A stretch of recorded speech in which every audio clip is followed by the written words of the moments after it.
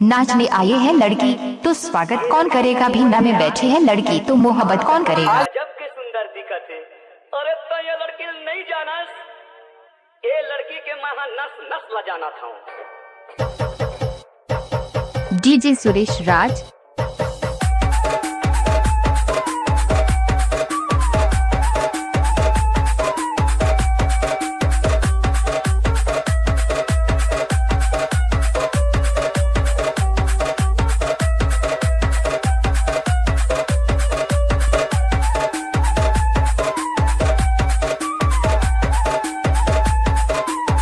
DJ Suresh राज।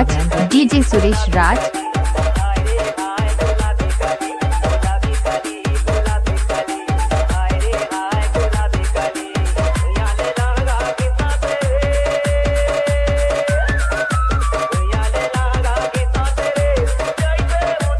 DJ Suresh राज। DJ Suresh राज।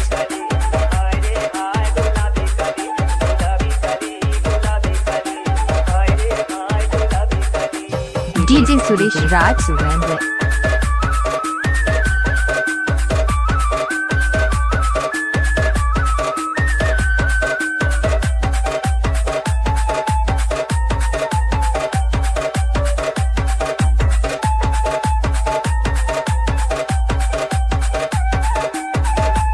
अब आएगा असली मजा।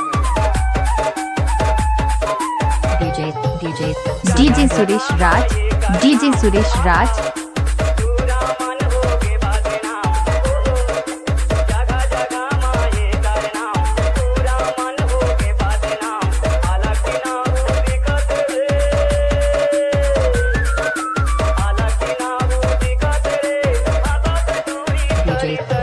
डीजे सुरेश राज।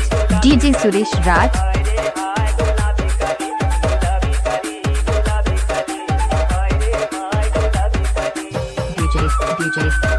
डीजे सुरेश राज। डीजे सुरेश राज।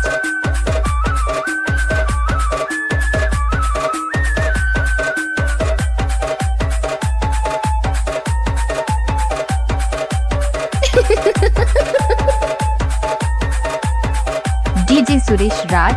डीजे सुरेश राज। कहाँ घर है? कचरा चोला चोला।